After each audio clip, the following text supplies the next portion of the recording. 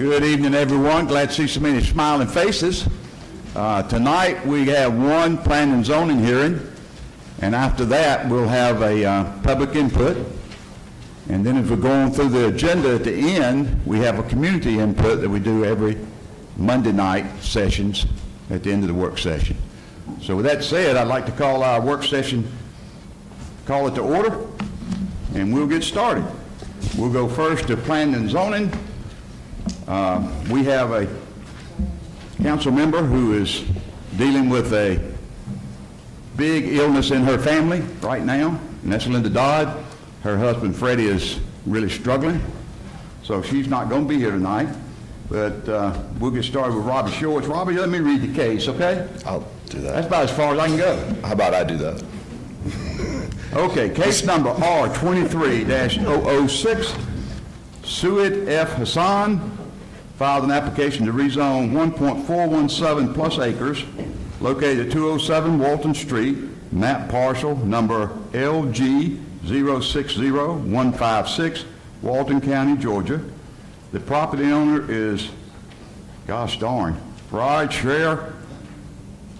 Help me with that last one, Christy. Bashad. The current zoning is R16. The requested zoning is RM6 for the development of residential apartments. Okay, with that said, Robbie, your input. Mayor, you stole the show. I mean, you took everything I was going to say. Well, no, because I want you to tell us what is the recommendation of planning and zoning. Both the Planning Commission and staff recommendations were for denial. Okay. Okay, that was quick, wasn't it? I just wanted to get you up there, trying to make you famous. Okay, with that said, of course, we're not going to vote tonight. We're going to vote Thursday night. And I guess we can open up now for anyone who would like to speak on this particular subject. This is the second public hearing on this issue. So who would like to be first? Skip, is the applicant here? No, the applicant's not. Okay. Yes, ma'am. And we're going to need a name and address as you walk up. Christy will get it. This young lady tells me her name is Trouble with a capital T. Think y'all probably know me. Okay. First of all, hello and good evening to everyone tonight. My name is Jane Williams. I am the property owner at 220 Tommy Lee Fuller Drive. So that means I sit directly behind 207 Walton Street. I am in opposition of 207, rezoning 207 Walton Street. And let me tell you my reasons why. Number one, traffic. We all know. Now, they talk about the city of Atlanta, but we know Loganville got some traffic we dealing with too, right? So this is gonna be a problem for traffic. Noise, people coming in and out all the time, privacy, livable conditions affected as far as, what about solar access? Now, you know, the law now is that you can get solar. If we have these apartments that I'm sure going to be built straight up, because you can't build 16 apartments straight out because you don't have enough property there. The density is not there. So, if you build the apartment straight up, that means that solar, which is affected by light, is going to be affected. Parking and service areas, trash can, property line. And here's a definition for solar access, which is the ability of one property to continue to receive sunlight across property lines without obstruction from another's property, building, foliage, and other impediment, okay? Trees, if you say, oh, well, we can just put some trees up, no. So generally, at least 10 feet is required for columnar trees, and the tree should be located so that the canopy does not extend over the adjacent resident's yard. So these are some of my issues for not approving rezoning of 207 Walton Street. And I'll take any questions if anybody have any. Any questions? Okay, Jane, thank you very much. Thank y'all. Thank you. Next.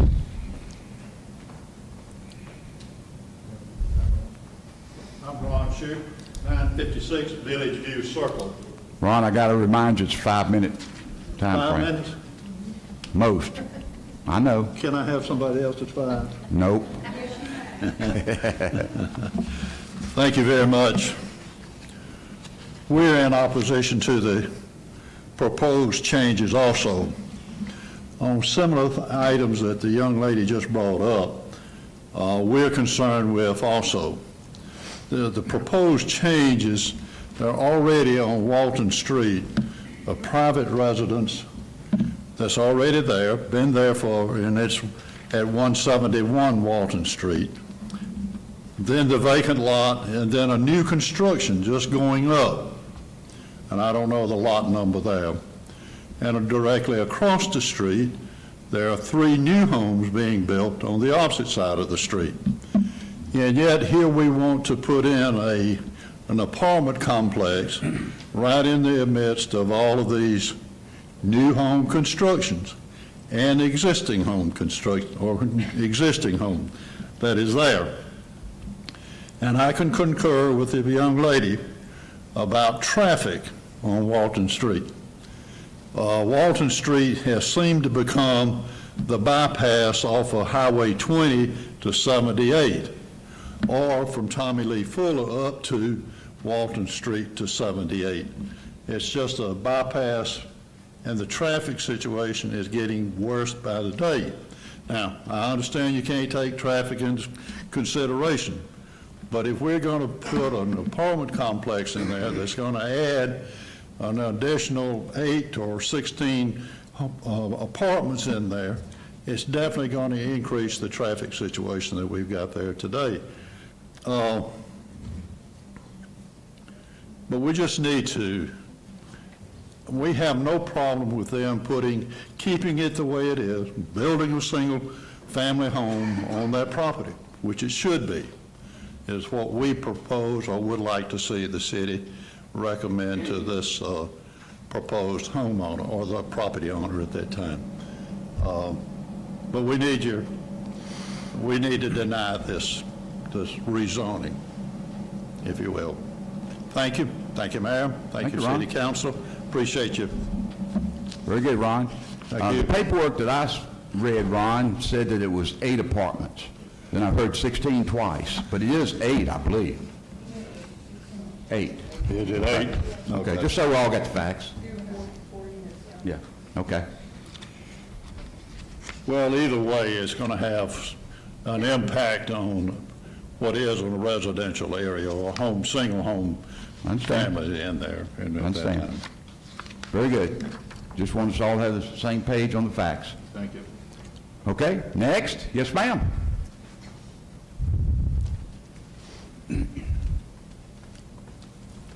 Good evening.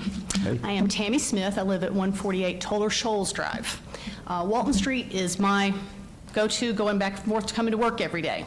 So very familiar with that road, and am trying to use that road since Ingalls prefers us not to use them as a cut-through. So with that in mind, I clocked through there. It's about almost 3/10 of a mile, the whole street. About 2/10 of it is residential, and then they've got the office park there.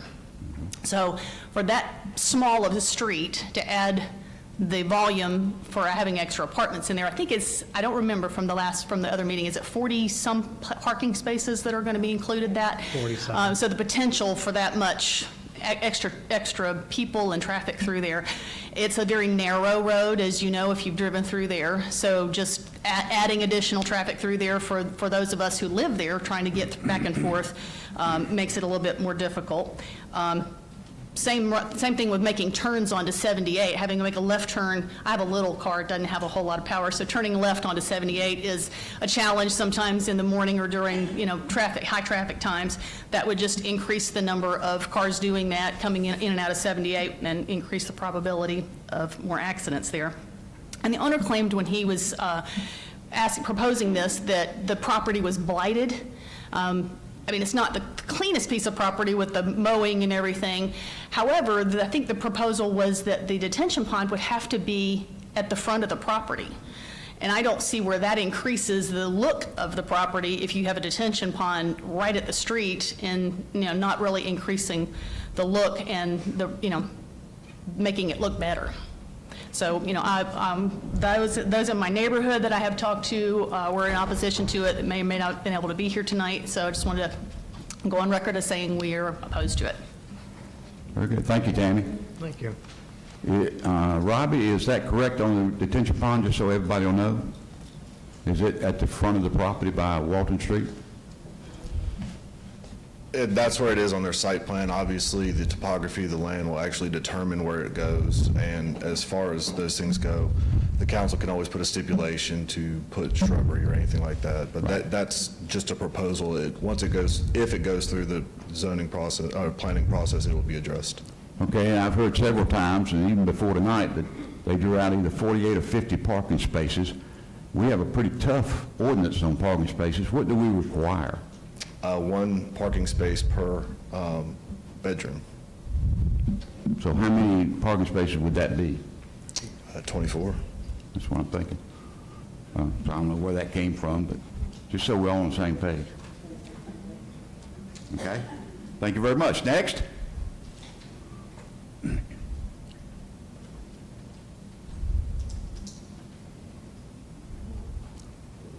Okay, seeing no hands, we're going to move on. Of course, the vote will be taken on Thursday night, as is normal. This is a work session. This is where we talk about all these things. I guess we ought to ask for the council, is there any other questions anybody on the council has? Mayor, before I'm sorry? Sure, you're going to talk to the mic, though. Mayor, before we get too far into this, just to make sure we're clear, I know that you indicated the applicant's not here, but let's just make sure that we give an opportunity. This is one of the required public hearings, so we want to make sure we give full opportunity for anyone who wants to speak in favor of this rezone. There may or may not be anyone, and then full opportunity for anyone who wants to speak against the rezone. Absolutely right. Just making sure that we're clear that this is a public hearing and that this is an opportunity for those to speak both in favor or against. Yeah. Okay, thank you. I also wanted to add, I know the owner or the occupant is not here, but the property does need to be cleaned up. It is a mess over there. And if you know, like I know, when you have brush that has built up, that now we are inviting different species to come here, which are snakes and rats and raccoons and possums. So, I want you all to consider that too, that, it needs to be cleaned up, whether he is approved or not. It needs to be cleaned up, Okay? because I'll be calling code enforcement. Thank you, Jane. And I do have a question. Let me go back just 1 second. Oh, One more okay, question. okay. Is there anyone who would like to speak in favor of this development? Is that a yes? No, I would like to speak against it. Okay. Good thing you walked in when you did. Are you guys serious? Considering putting apartments there? He needs to state his name. I mean, is this a joke? We are talking about the apartments, that, 8 hold on. apartments, correct? We are not talking about putting apartments in the space. This time is for you, if you're in opposition, which is fine, state your name and address, Okay. and then tell us why you're against it. Well, that's pretty obvious. In case you guys haven't been on Concerned Citizens of Loganville, have you guys even, Well, wait a minute, you're pointing your viewpoint in the wrong direction. We have a legal obligation to follow the process. Right, but The they did process vote against it. requires us, if somebody makes an application, to hear it. Right. And that's what will happen. And then Thursday night, it requires that we vote on it, and that's what will happen. So please don't feel free that the council is doing this. This is somebody that made an I understand that, application. but- Just like if you did one, we do the same thing. the last meeting that I was at, they basically recommended that you don't do it, and they had good reasons to not do it. That's part of the process. So if you really want to know what people think, just log on to Concerned Citizens for Loganville, and you will get an earful of what people think about putting apartments in Loganville. Mayor, just especially the point of city. order, the speaker needs to provide, pursuant to your public hearing notice requirements, needs to provide name and address for the record. My name is please. Craig Moss, 2530 Tucker Drive, Loganville. Okay? So I would just implore you to just take a look at some of the comments, and there's over 500 people that are just vehemently, I mean, they ask, are you in favor, yes or no?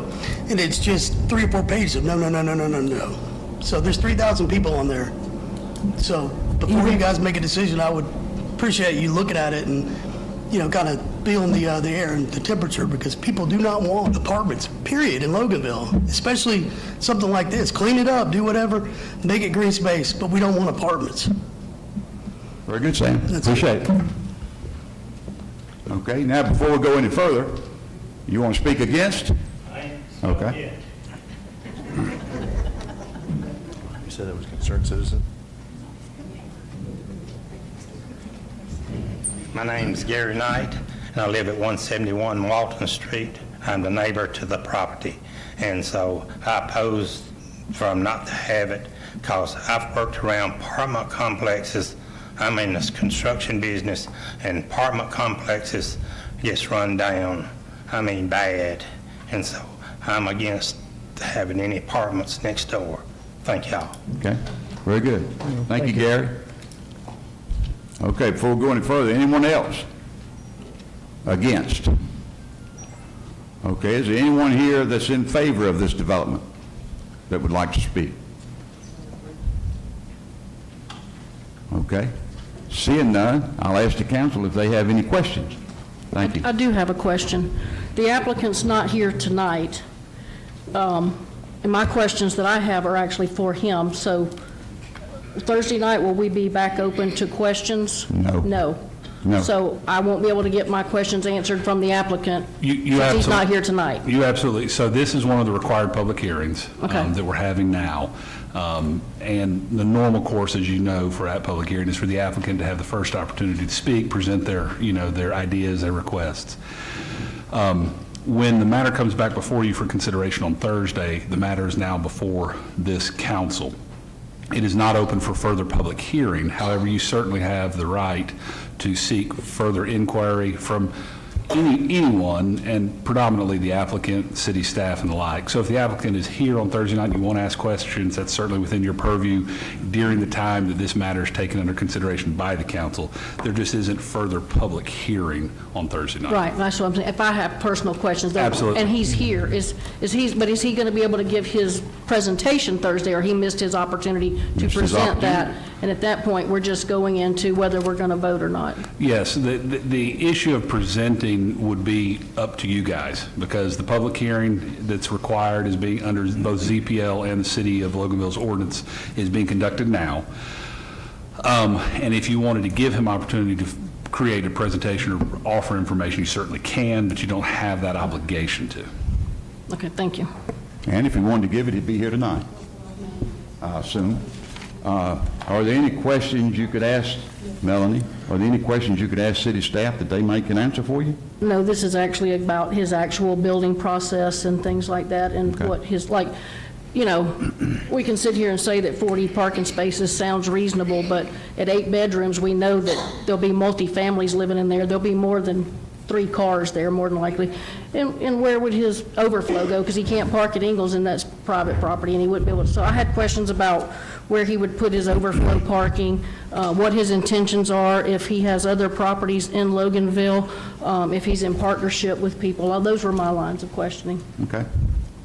Very good. I had a few questions too, Mayor, but I only have one I think that could be answered by city staff. And I actually did talk to, I believe, Tim about it earlier, but I just wanted to be made public. If we do keep it R16, they can still build 2 houses there. So I just wanted to let it, because I thought maybe they couldn't because of the 100-foot setback, but that would count for the homes. So they could still build 2 homes good. on that acreage. We all want to be on the same page. So he can still build 2 single. Yeah, 2 Residents. single-family residents under the current zoning of R16. And however, we haven't voted on it yet, and that'll be Thursday night. And how would those homes be situated on the property? The right way. We don't have a clue yet. They'd have to make an application, Well, they're facing Walton Street. more than likely. More than likely. Okay. Do we not have an ordinance that owners should have a Robbie, you want to address that? Part of what you're asking about is those homes over there do not have garages. Part of that, if I'm not mistaken, is a grandfather clause in our ordinances where this stays R16. Yeah, you're correct, Mayor. When those were zoned R16 under the ordinances as it was written at that time, garages were not required. So they are grandfathered in. So under Are they today's required ordinance, now? you're correct. Are they required now? I think so. Okay. Tim? Tim's shaking his head. I just want to see what he's got on his mind. Tim, was that your bones cricking? Yeah. Golly. Get that guy from WD-40. I know, right? Under the R16 ordinance, they are not required to have garages. But is that a current zoning? It's in the current ordinance. Okay. So anything above R16, they are, but R16 is not required. How many parcels like that do we have in the city? Any idea? Of R16, there's a lot of R16 Okay. parcels in the city. Just didn't know. Well, you can't. The law won't let you just change. The homeowner has to, the property owner has to request a rezone. All the R16 property is existing. We inactivated the R16 zoning, so nobody can apply for a new zoning to R16. But what we have is what we got. Right. What's been grandfathered. Okay. Very good. Thank y'all. Appreciate it. And now we'll move on to Finance, Human Resources. Chairwoman Ann Hunsinger. Thank you, Mr. Mayor. I have a millage rate resolution that's in your packet. So with the current budget, and please correct me if I'm wrong, what we're trying to do is we're trying to do a net millage rate of 8.832 That's for the Gwinnett side. for the Gwinnett side. At .957 mils. Will you do the, Yeah. I thought you were doing it. Well, I thought Natalie was, but she looked at me, Yeah, I did Gave think me that Natalie was look. doing it. so, Somebody's doing it. so at golf memory, it's, Gwinnett's 8.832, and Walton side is 10.085. That is accepting the rollback rate from the counties, from both counties, and that's to roll back the rate from currently Walton County's at 10.811, rolling back to 10.085. Gwinnett currently is at 9.789, and currently rolling back to 8.832. Right. And that's, I asked for y'all, to give the mayor authority to sign the resolution Thursday night. If I'm not Just roll back. mistaken, we have rolled back the millage rate every year since 2018. And what that tells you is, and I had to go to school on it too, the city will not get more tax money as a whole than they did last year. The problem is, the way they figure it, there are still some people who may get a tax increase if their property was appraised this year versus what the average is. So I had to go to school, very complicated. But anyway, we've been very fortunate with all the inflation to not have to look at the rollback rate and deny it. But I'm glad we are. And I guess we'll vote on that Thursday night as well. Any other questions? Well, can we put that on consent? I don't think you can do it. No, I think we need a separate Village vote needs to on vote, this. okay. Yeah. And just to clarify what the mayor said, there is no tax increase under Georgia law. This is the rollback rate. If there's ever a proposed tax increase, it's a much more complicated process, a whole lot more hearings. So good job to you guys and your city staff for being able to adopt and accept the rollback rate for what sounds like several years ago. Absolutely. And that does not mean that all cities and all counties follow the same path we take. So keep that in mind. Okay, Ann, anything else? No, so if anybody wants to see the rates again, it's 10.085 on the Walton side and 8.832 on the Gwinnett side. It's on the resolution we'll vote on Thursday. Right, is there any questions from the council? Y'all have any more questions? Everybody good? It's great, great stuff. Okay. All right, at the end you can. Can you stay awake that long? You stop talking, we will. I'll take a chance. Try not to. We'll move now to Public Safety Committee. Jay Bowen. Thank you, sir. So tonight, I have 3 new vehicles for the police department I would like to put on the consent agenda.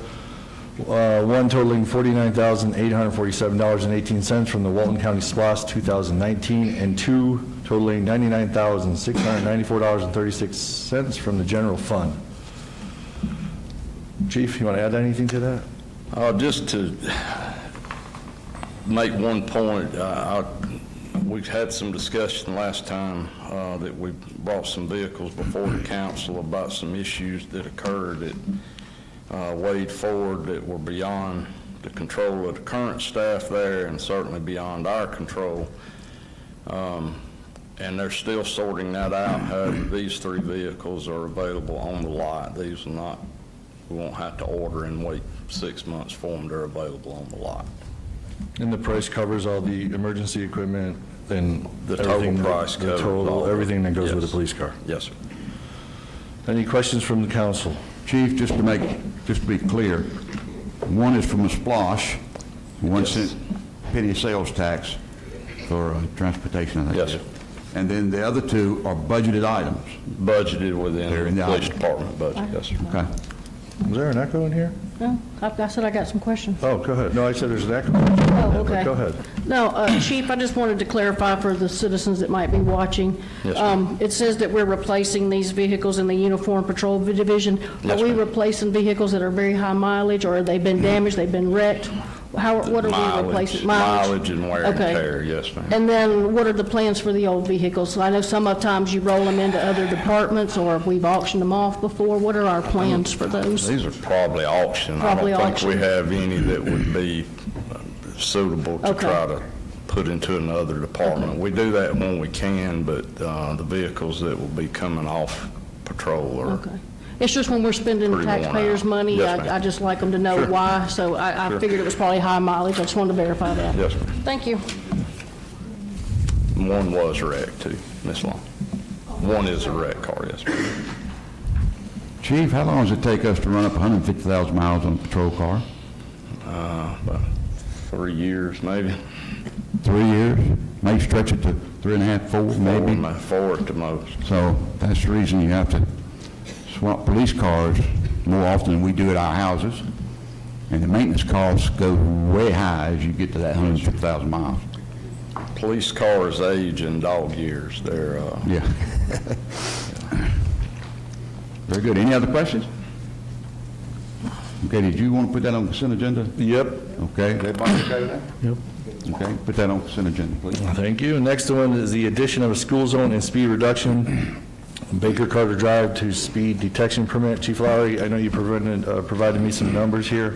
You want to go over them for everybody? I know you said you were surprised by some of the... Yes, sir. We had a request that started with Victory Baptist Church School about a school zone on Baker Carter Drive. There are actually two entrances that go up to the school from there.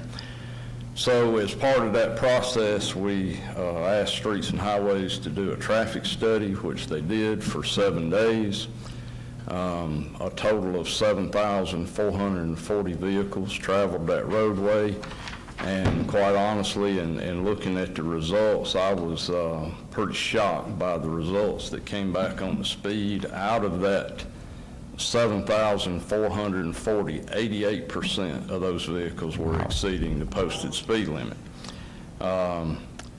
22%, which is 1,653 vehicles, were within what we call the enforcement zone, because under state law, city and county officers have to give you the 10 miles an hour over that state troopers don't, but we do.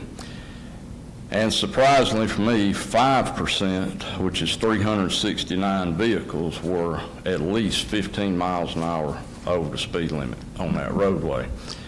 I believe that those numbers certainly justify creating a school zone there for them.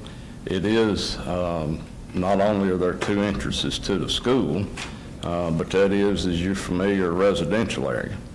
And with the traffic that comes in and out right there, I believe it'll make it safer not only for the people that are bringing their children to and from the school, but also the residents there too. So we are asking to authority for the mayor to sign. We don't have to add this to our speed detection permit. It is an off-system roadway that is already on the permit. We're reducing the speed there from the posted 35 that it is now to a school zone during the appropriate school zone hours. It will be 25 miles an hour from Highway 81 down to right about Park Place, which is the first roadway on the right past the school. So that's what we were asked for the mayor, authority for the mayor to sign, and then we have to go through the process and send to the state amending our permit. Any questions? I do have a few questions. All right. So is this going all the way from Tommy Lee Fuller all the No. way to, okay, so No. where did you say it was going to stop? Highway 81 to Park Place Drive, which is if Okay. you turn off of Highway 81 onto Baker Carter and go past the two entrances to the school, it's Okay. it's the Yeah, I know, first yeah. Okay. road on the right. And then I'm like you, when I saw those numbers, I was Pretty shocked. shocking. Yeah, pretty So I had a question. How many tickets have we issued in that area in the last 6 months? I haven't pulled those numbers, Ms. Long, but I did emphasize to all our supervisory personnel at our staff meeting this morning that I would really enjoy seeing some extra attention paid in Yeah, that area. because that was my question. I mean, if we change the speed limit, there's no point in changing the speed limit if nobody's watching. So I was going to see, are we going to get increased patrol over there? Yes, we are. And, Yes, we are. and so, but is the 25 mile an hour only during school hours? Or Yes, is it ma'am. so it's 35 when it's not school Yes, hours? and it, just like in the other school zones, it's during those, it's a certain amount of time before school lets in, and then after, in the evenings, it starts a few minutes before school lets out, it's the opposite way, and then carries on to give you time to get. Yeah. Because it actually looked like the majority of the serious speeders from these numbers were on Fridays and Saturdays. I mean, Well, the ones that were like, that is you know, true, going but 75 and it's 80 and still- 85 miles an hour, it looked like they were on, Yeah. you know, but Yeah. yeah. Looked like Tuesdays and Wednesdays were not as bad, but, Right. so, yeah, there will be some increased patrol in Yes, that ma'am. area? Okay, thank you. I got a couple questions. One of them, looking at this report, it looks like somebody Saturday night probably was going 70 miles over the posted speed limit. That is ridiculous. No, it's not 70 over, it's over They're 70 going miles an hour. 70 miles an hour. I was like, I thought that was like greater than 70 Yes. posted. Yeah. Okay. No, it's above 70 miles an hour. I was like, that'd But be coming from one Tommy Lee heck of a Fuller. speedster. Coming from Tommy Lee Fuller, there's a serious curve in the road right before you get to Victory Baptist as well. Yes, yes. The other question would be, how about like, because I know we talked about it kind of in the past, about one of those speed limits signs, that radar, and it will show you your speed limit. It turns off after a certain mile per hour, so people don't try and drag race and all. What are your thoughts on that? We had some of those when I was at the sheriff's office, and I think they can be effective for people who are reasonable drivers. However, there is a sometimes larger than you would expect percentage of the drivers who think it's a challenge to see how high they can make it read. So as far as effectiveness for reasonable drivers, yeah, it can certainly be effective, but overall, I don't know that it really makes that much Well, we difference. talked to the manufacturers of some of those, and they have them where they turn off if they're doing so much over, so it doesn't tempt them to do that. So like say it's set at 25, after you're going over 40, it turns off, so they don't get the gratification Current of. ones may do that. The ones I had experience with didn't do that. Yeah, well, the They new read ones to do. 99 and then it cut off. Oh, They read all the way to 99 miles an hour. And yeah, then it did. a lot of the cut older off. ones, yeah. Yeah. Okay, Jay, did you request that to be on consent? Yep. Okay, everybody okay with that? Yep. Yes, sir. Consent agenda? All right, two more items tonight. The SRO contract, this is what we do annually. No changes to that, is correct, Chief? No, well, the only change was what they originally sent, and we had to get that changed, is it still said that we would provide DARE instruction, and we have since implemented a program that our school resource officers developed some from scratch called Shield. That was this year, past school year was the first year of it, so other than that one change, it's word for word last year's. And I have to backtrack. I need to add this to the agenda. This wasn't on tonight's agenda. It was just handed to me before we started, so we good with that? All right, no changes, though, we're good to go? Okay. No, the pavement and everything is the All same. right, last but not least, Chief, consent, sorry. Last but not least, Chief Lowry, you're going to have a presentation. You want to talk about that briefly Thursday night? I can. Thursday, I'll be doing you a presentation for mayor and council and the public as well, but as you know, I was selected to attend a leadership training program along. It was a delegation of 20 law enforcement officers, 19 from Georgia, and we had one from the state of Tennessee. He was a deputy director of the Tennessee Bureau of Investigation. The delegation included, it was 4 police chiefs, 1 sheriff, 1 person from the U.S. Attorney's Office in Atlanta, the director of the GBI, and also the Lieutenant Colonel of the Georgia State Patrol, who's the number 2 man of the Georgia State Patrol. And we were in Israel for 2 weeks, traveled throughout the entire country, visited both with what they refer to as the Blue Police, which are the officers that do the same kind of things that we do, as well as the Border Guard, and got to observe firsthand how important for them community policing and community engagement under very trying, very difficult circumstances, and they're reaping and can prove a lot of benefits that they've gained from that. So I will have a short presentation for you Thursday night about that trip and about that program. Very good. Thank you, sir. That's all I have for you tonight. All right, thank you, Jay. Move to Public Utilities Transportation Committee, Chairman Bill Duvall. Thank you, Mr. Mayor. I have no action items tonight. Okay. Moving to Public Works Facilities Committee, Chairwoman Melanie Long. I have nothing for tonight, thank you, Mayor. Okay.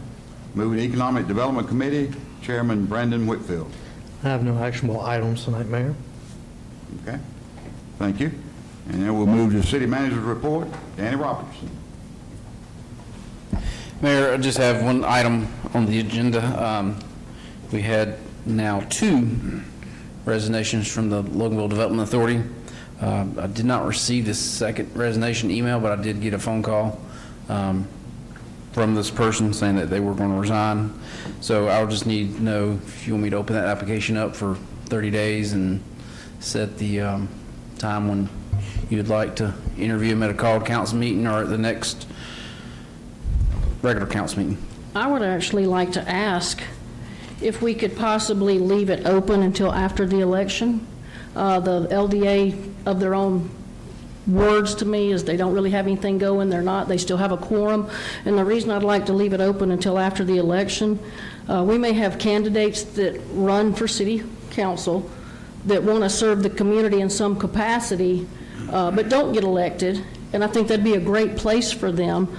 So I'd like to see it left open till November so that anybody that didn't get elected that would like to serve would still be able to, because I think it's kind of slow. I mean, you're only talking about, I think they'll have only 1 meeting between now and the election because it's every other month.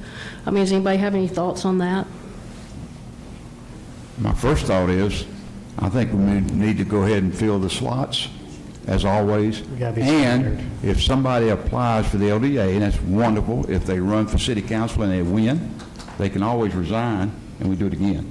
I mean, it's not like they're locked into the LDA and can't run. No, I'm saying people that run for the city council election that don't get elected, and then there would be something for them to, some place for them to serve, because, Okay, I understand, but they could go for the LDA now, and if they run and get elected, they drop off the LDA and come on the council, and we refill it again. I mean, I think we have to keep it standard. That's how we've been doing it, so we got to do it the same. But I do know that LDA and their bylaws, they actually do allow 9 members, because that's how a lot of development authorities are set up, actually 9-member councils. I think it's been It's been amended dropped to down 7. Oh, that's been amended? Yeah, you're down to 7. No, we are done. Never mind then. So I was thinking that. And then If we too- had good candidates, they could always. And if they run one short or two short and a couple of people can't make a meeting, there goes the quorum. So, just thinking. Well, my other Whatever y'all want to concern would be this. We're meeting with Sizemore next week. While there may not be anything to do, if we wait till after the election, that means January, we might be nominating people to take effect in February, which is 7 months from now, 8 months before somebody gets traction.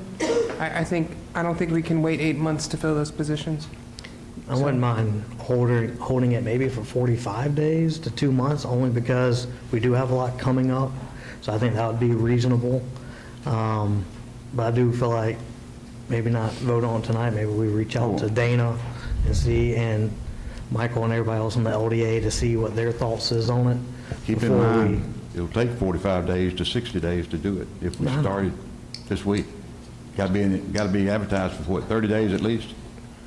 Well, why don't we do There's the no advertisement applications? requirements, it's just what the Yeah. council's pleasure is. But we got to open up the opening. We could do the applications now with the goal of interviewing at the September council meeting. That'd be my preference, whatever y'all want to do. What do you think, Melanie? You okay with that? Everybody okay with that? That works, but I Good with don't want to put it on consent until we talk to the LDA. So I'm sure they'll be okay with it, but That's fine. we can vote on it Thursday. Is that going to come up again Thursday night, Danny? You have to vote on it, so yes, sir. Okay. Very good. So just, if I hear you, for September, that means it would have to close in end of August, Yep. and then give me a week to prepare the applications, and then would you like to have it at a called council meeting, give you some time? So you hear the candidates the same night as the work session on the 11th? I believe that's the only way to do it. I mean, it's just, Okay. if we have a few people, it takes time. I think if we have a lot of people, what we've done, I think in the past, is start that at 6. We So did. maybe we'll think about doing it that way. So the 11th of August and September, and the 14th of September.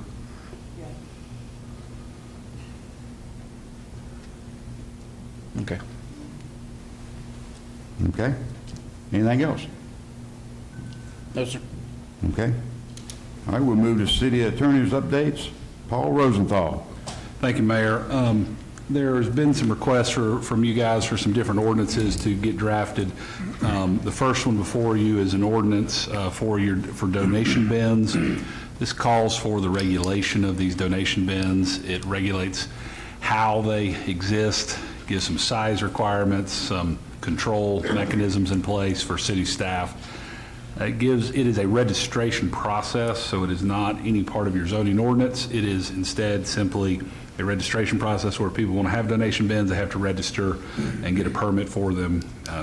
Very similar to, any other type of registration process if they wanted to register to have, get a permit for a fence or anything else similar.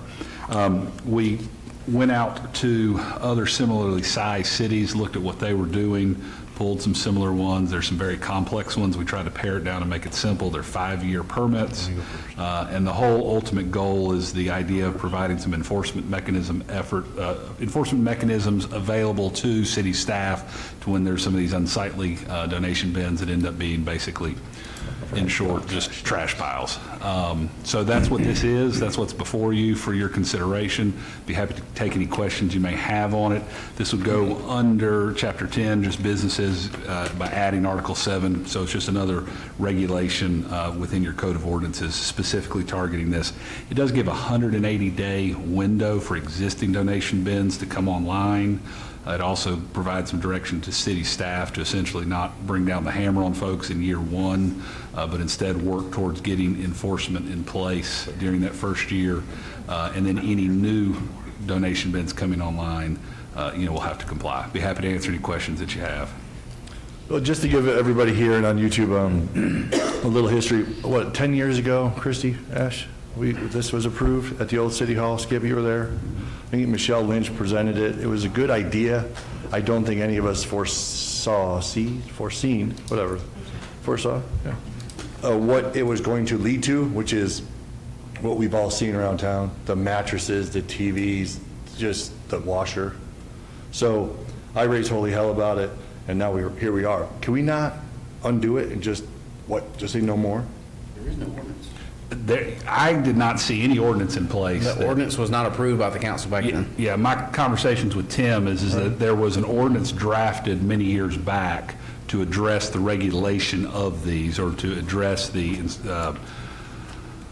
use of these, but it was never passed. So what this does is this gives city staff some teeth to enforce how these donation bins exist. Can we not just make them, just do them more, yeah.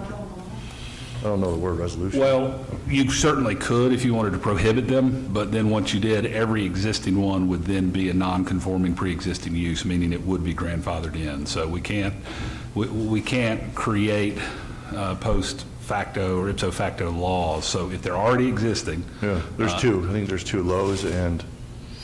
Yeah, I mean, we certainly could look at that. That would then probably get us into the realm of zoning, of how we wanted to address it through the zoning ordinance.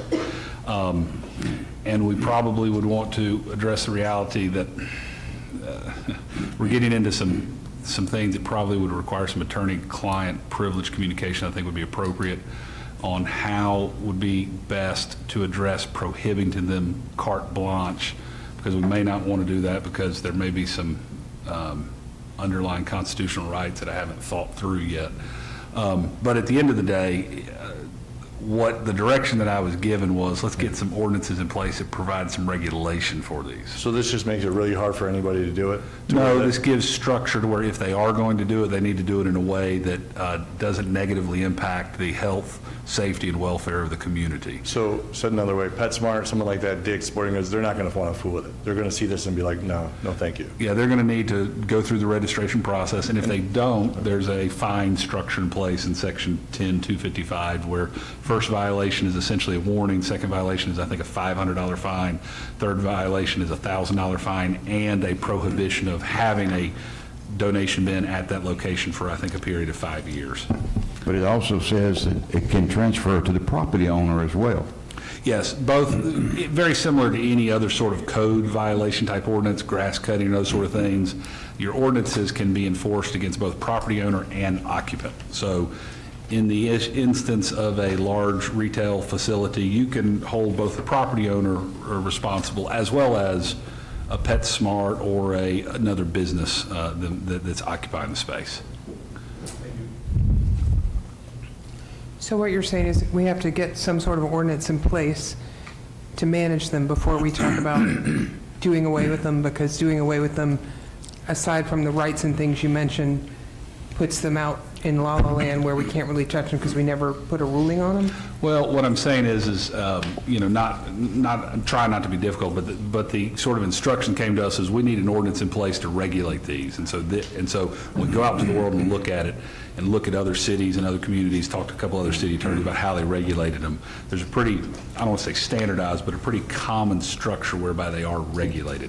The issue of banning them in toto or carte blanche, we didn't dig into that and research to see what is the palpability of that. Like, so for instance, there was some discussion about panhandling. That's another one of the things on our list. And, we went out and looked at the research on that, and that has a lot of difficult or tender steps that we must take in addressing any sort of panhandling ordinance, because it has a lot of really crazy constitutional free speech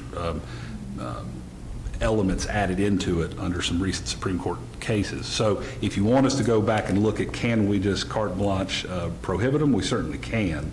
What I will tell you is this, is that any of them that are pre-existing, even if we prohibited them, would be considered a grandfathered use if they continue to exist. What this will do is this will require those existing ones to come online and register within a year, and it will require any new folks wanting to have them to come online and register immediately with the passing of this ordinance. So I do think this gives you some teeth to regulate them generally. So this ordinance would retroactively apply to people that have donation boxes now? It would retroactively apply, giving them a 180-day window to come online with a registration of their donation boxes.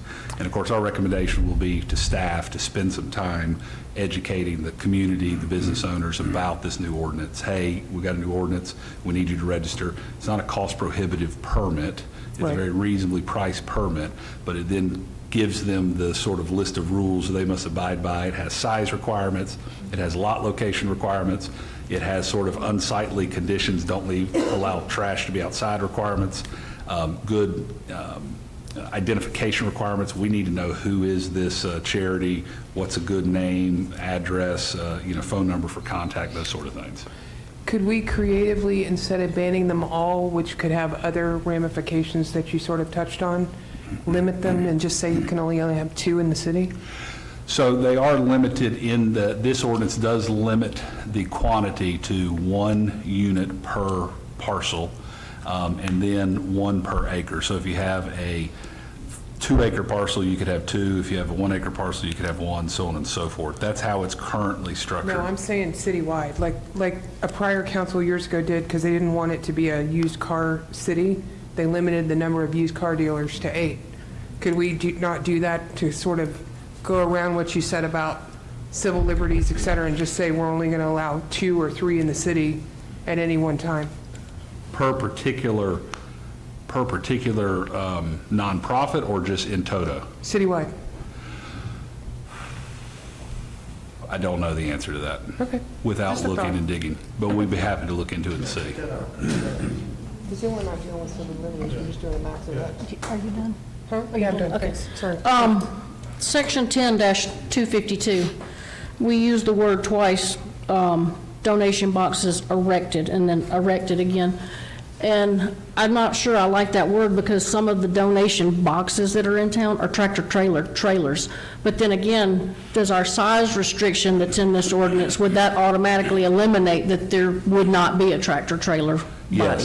Yes, the size restriction is in 253, and it's like let's see. Okay. by side. So that just automatically, there would be no tractor-trailer bodies dropped off with stuff around them, so. So again, yes, I mean, we can really start getting into splitting some hairs on very particular situations. If there's a tractor-trailer unit sitting on property right now, this registration ordinance comes online, they have an obligation to register, they have an obligation to comply with the provisions. But if there's some elements of their existing use that is not in conformity with this, then you're still looking at what we generally understand and call a grandfathered situation or a non-conforming pre-existing use. So we'd have to look at those specifically to see if they're already sort of outside the parameters of what's been drafted up. They might be able to continue to exist in that structure. Doesn't mean they still can't be forced to address the issues of cleanliness and keeping things picked up. And there's even, there was a couple ordinances we looked at that had color palette, structure, and, all those sort of things. Right, but just based on size, you couldn't have the tractor-trailer body because it's not No. the size? No, in the Okay. 5x5x7, we went out into the sort of industry, because as you know, there is kind of a cottage industry, these donation bins. That's a pretty standard size of these donation bins that are located in these parking lots at major retailers. And then I didn't see in here, because it does say that it says for the first year of this program, staff will hold the abeyance, any removal of donation boxes. So for the first year, we wouldn't see any removal of the boxes, correct? Whether they're in compliance or not. Is that correct?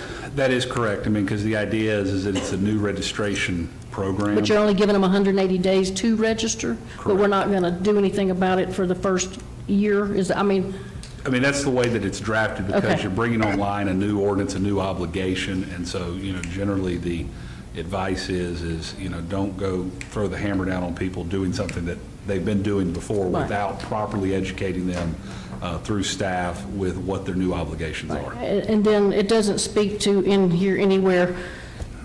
So for those 180 days, we've already got an overloaded code enforcement department. Who's going to be going around and visiting these people and doing this research and making sure that they know? Because now we've got we're adding more work to somebody. Who is that somebody we're adding more work When it to? comes to So that's a registry. city staff question that that I certainly can't answer. I Okay. would suspect it would be code enforcement. Okay. But, y'all ask for these ordinances to be drafted, I know, I mean- and then staff, you Right. got to figure out how to man the efforts. Right, but I mean, I'm just saying, are we fixing to create a whole lot more work for somebody that's already overloaded? Whereas Jay said, can we just throw these things out, like, they're gone, and then we're good? Or are we gonna go through this and have somebody doing a lot more work when he's already overloaded? So here's what we could do. If you don't like the idea of registration, and you want us to look at that alternative of sort of carte blanche prohibiting them, then we certainly can dig into that and see if it's feasible. I would suggest then that we table this until next month, and we can go and we can dig into that research and see how successful cities have been. Because here's the deal. My job is to protect you guys, and one of the ways that is to protect you from lawsuits. And so there's usually trade organizations for just about anybody out there. And so we're going to be able to see if there's other cities that have, taken these folks on, and do y'all want to be test cases for things like that or not? And so if prohibiting them in mass is feasible, we certainly can draft an ordinance that does that. But again, the ones that pre-exist the draft or the passing of any, prohibitive ordinance, you're not going to be able to do anything with them. So put differently, this is a registration system that gives you enforcement control over them, accepting they're going to exist. But if you want to en masse prohibit them, then we should table this and let us go back to the drawing board and see if we can draft an ordinance that does that. But I may come back to you and say, hey, I don't think we can, and I don't think we should. I have one other thing to add about not prohibiting them, now that I've thought about it. If we're going to do any kind of ordinance, I would like there to be some language about manned donations.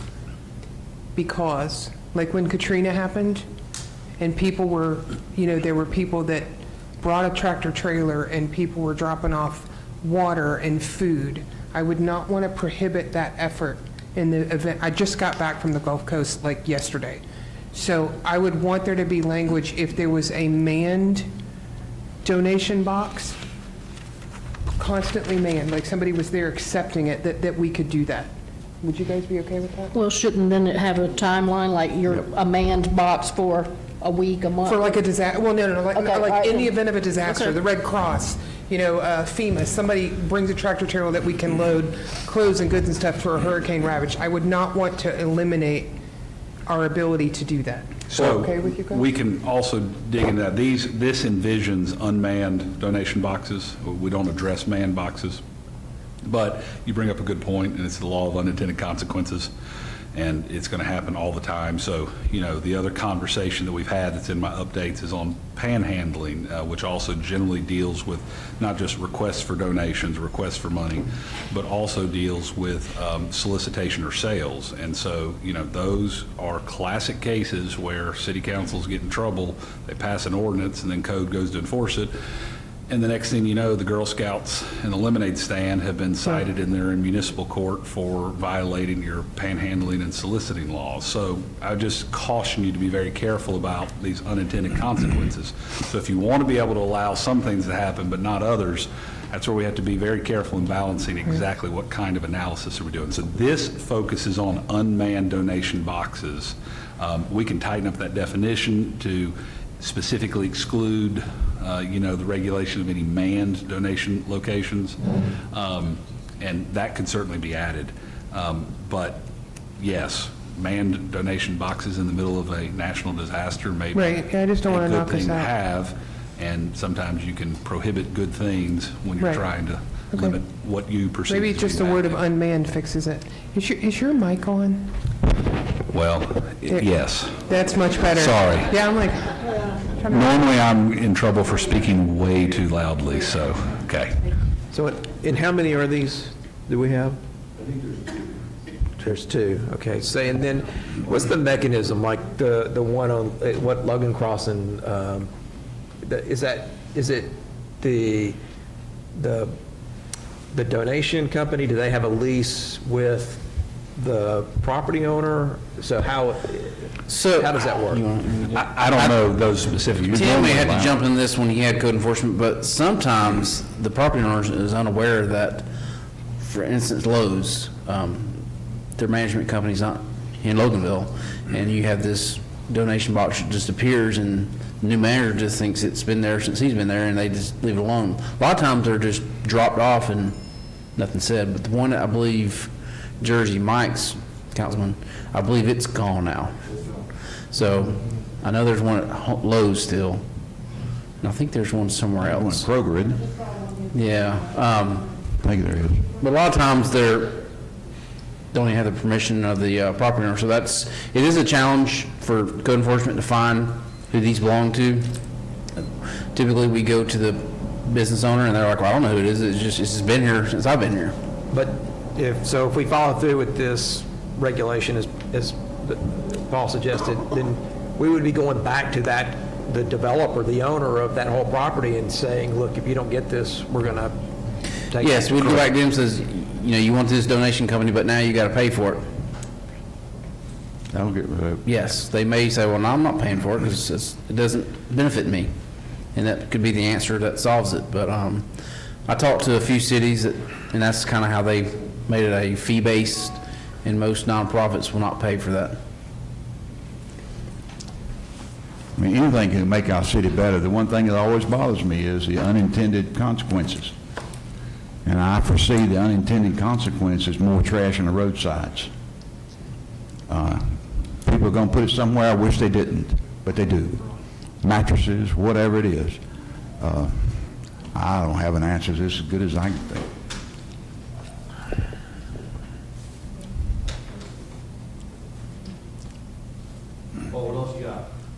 Okay, I see that Mr. Roberts has put my engagement letter under my update, so I guess that falls to me. But basically, I've been with you guys now for about 4 months, which is what we discussed as interim city attorney. So, we've had our dance, and, if you'll have me, I'll stay around, basically. Additionally, just to help with Danny and city staff and to help my office be able to provide good legal services to y'all, the request is that we convert my financial arrangement to a flat fee. And we've gone and looked at sort of the effort that we've given you guys over the last few months and what we expect in the future to come. And so that includes a request that my fee go to a flat fee, a per month fee. That includes all traditional legal services. There certainly are exclusions, and I'll be happy to talk about those. But that's the request. If you want us to hang around as city attorney, we're happy to do so, and kind of remove the moniker of interim. And then moving forward, it would be a flat fee of $15,000 per month as opposed to the standard hourly rate. And I'll be happy to answer any questions or go through any of that with you if you'd like me to. And then I also have a couple of updates on some of the other ordinances you're asking about that we've been working on that I can just go through also. So I definitely ask for that to be on consent. Did you say $1,500 a month? Sort of. Get what you pay for. Checking my hearing there. So seriously, Mayor, Council, I know I've been wearing them out. He'll attest to that. There's a lot of things that we're changing, what we do in the city. You have a different attorney now, so Robin had a good replacement when she told me about Paul, so it's been a pleasure working with him. I know y'all have enjoyed him. I haven't heard anything negative, so that's good. So I would like to ask that y'all consider putting that on consent. I have a question, sorry. Certainly. Do we have the fee, so basically, it's day-to-day regular services except for court? Like if we got sued, you got to represent us, et cetera. It's pretty clear in your letter, correct? Yes, that's correct. There's a few exceptions that are pretty standard exceptions. Sure. A lot of cities, a lot of municipal lawyers, as we're called, are going to flat fee. Actually, a lot of lawyers are going to flat fee because candidly, it's sort of one of the work-life balances. One of the hardest things we do is billing. So it's part of that. But yes, if we're going to, so like for instance, if we end up in just a small matter in Walton County Superior Court, because that's where y'all are based, we'll go over there and we'll handle that. And very often, we will monitor legal matters that are being handled by Insurance Defense Counsel, that's part of the regular day-to-day. If we end up in court as what we call left seat, sort of first chair Right. on a matter where we're conducting the depositions and we're doing all of the detailed work, then that can be added on at our standard hourly rate. But that normally doesn't happen. The small matters, the day-to-day matters, we're going to figure those out pretty quickly, or there's going to be insurance defense involved. And I'll come to Danny and then come to y'all on any one particular that sort of is outside that realm. In addition, just some standard exclusions like appeals, bond issuances, and those sort of things. And we don't represent your LDA, Right. and we don't do your solicitor work. So, I don't want to get into comparisons, but because I do more work for Monroe, but this is a much cheaper rate than what the city of Monroe pays me for their work, but they also have a bigger budget as well. Will your rates be, so I have two additional questions. I know it says at our then currently existing municipal rates, are those published or do we get those annually? I can certainly give them to you annually, but they're, of course, substantially discounted from our standard hourly rate. Could you add them to this letter? Sure, yeah. That would be great. And then can you also address how and when any increases would be? Like if there... So this will stay in place until I ask for an increase? Forever. Yeah. Dun, dun, dun. No, maybe not forever. No, but I mean like, Yeah. but like next year... We would do it with your budget cycle. So if we needed an increase above the standard fee, I would come to Danny during budget process, which is your springtime for your July 1 budget, and say, hey, can we get a 2% increase, a 3% increase, a 5% increase, whatever, or a dollar figure increase? Could you add that as well? That Sure. information to the letter? Yeah, we would only do that on an annual basis. We wouldn't do it inter-year of the fiscal year for y'all. That's fine, but I just wanted to clarify. Thank you. Yeah, absolutely. Paul, just a little curious, on your out plans, if we decided to end this relationship, or you guys decide to end it the other way, there's no time frame. You just send a letter and that's it. Yeah, so I serve at y'all's pleasure. Y'all can Right. fire me at any time.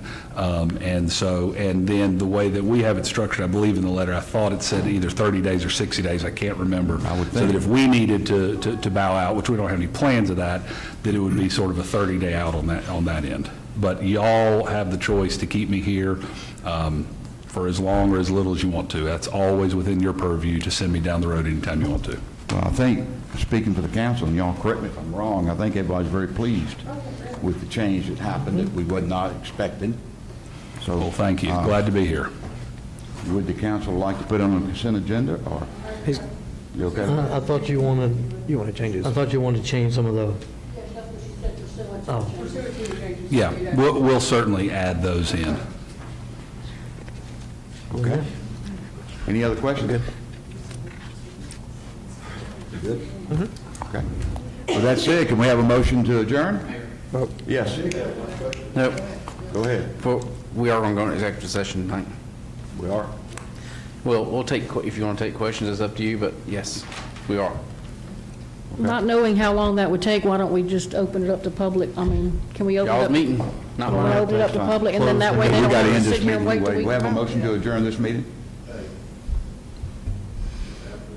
I move to adjourn the regular council meeting and go into executive session. Well, let's take the comments first. We Yeah, may- yeah, so they can go. Okay. Okay, and we'll do that when we get to the other meeting. Okay. Okay, so we got a motion to close this meeting. Do I have a second? Second. Got a second? All in favor, say aye. Aye. Those opposed? Okay, this work session is now ended, and we'll move right on to the community feedback. And I know Ron's going to raise his hand again. Come on up to the microphone. I just want a real quick question. you have to go to the When is microphone. the new millage rate going into effect? Next, When the taxes go out, when we get, yes, so depending on when the county gives us the final consolidation report, it should be due in November, your bill, your tax bill, it'll be on this year's taxes. I thought you would have known that. But just kidding, just kidding. Okay, any other community feedback tonight? Yes, ma'am. Come on up, Jane.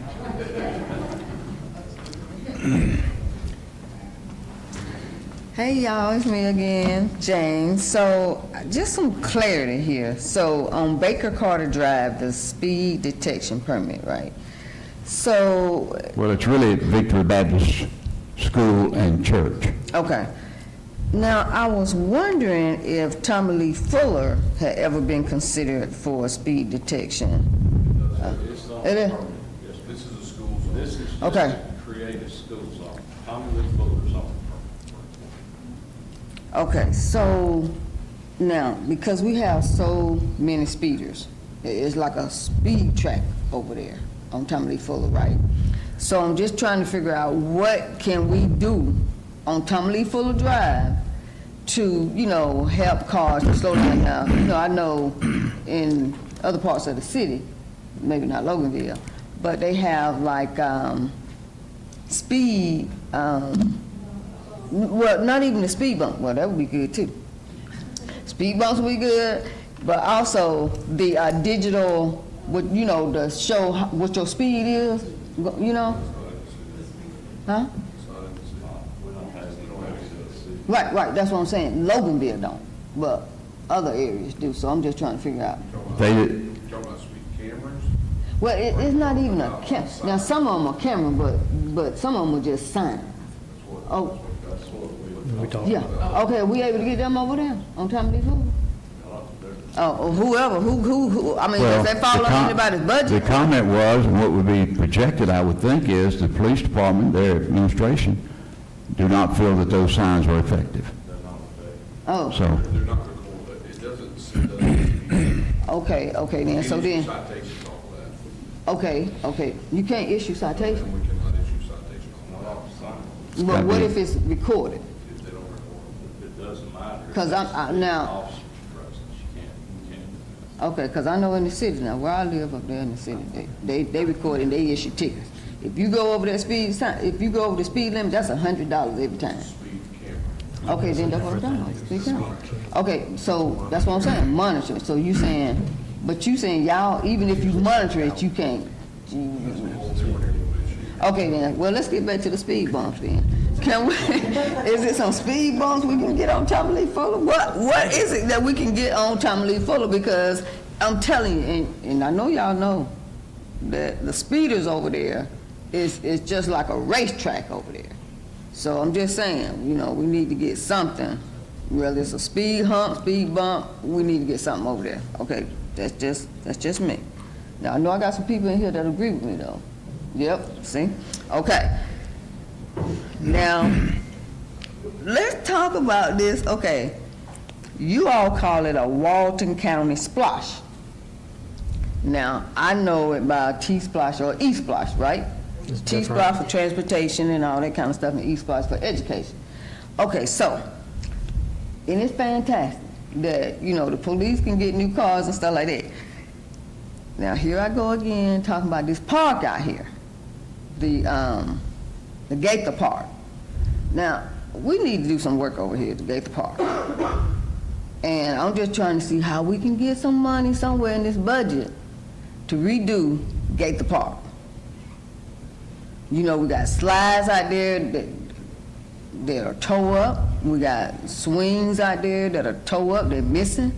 And, we need to do some work out there. So, y'all put that in your budget somewhere. Danny, Okay, you and want I'll be that back next. It's already been addressed. There is money in SPOS for Parks and Recreation. I met with the engineer Thank 3 weeks ago to look at that park. Okay. And we're coming up with some designs that we have approximately 200,000 in SPOS to be used in Walton County. Yes. That would be the city council's discretion where they would like to use it. Well, But there is a little bit of money, and we did talk about moving some, our plan was to move some of the equipment around, but we're going to work with the engineers Get rid to of see that what's stuff going to out happen, there. what's best over there. Okay. We're even looking at water and restroom in that location as well. Oh, well, yeah, and yeah, you might need to put a lock on the door sometime, but, okay. So, just saying, I speak true. Okay, so you see how easy that is? That's Thank you very so easy. much. Thank you, Justin. if it makes you feel better, that's easy. It does. Thank you so much. Okay, anyone else? Oh, gosh. Here's the longest speaking female in the history of Loganville. Good evening, Mayor, Council, staff, and to the public. My name is Lisa Newberry, and I live at 972 Village View Circle. And I look around, I see just about everybody here I know, but if I don't know you, I moved here in about 2005, raised my children, went to Loganville High School. It's a long story short. And I got involved after they graduated high school because I had plenty of time on my hands, and got involved with the city through volunteer work. Christy Daniels, an absolute pleasure to work with, and still do volunteer work with her. And served on committees, got involved with civic groups, and most recently served on city council for 4 years. So 2 years ago, my term was up. I stepped back. Well, I had to step back. So tonight, I just want to let you all know that I'm back. So I will be qualifying for city council next month with Christy. And I've got a lot of phone calls and a lot of support already, so I want to say thank y'all. I look forward to not pestering, but asking a lot of questions to Danny, who was very supportive and taught me a lot. And if elected, I look forward to working with you all again and representing the people. So again, Lisa Newberry for City Council. Thank you. Very good, Lisa, thank you. I can't believe you put Christie before me first. That means council meetings will get longer, right? Okay, anyone else? Okay, with that said, have a great evening, and we'll go to executive session.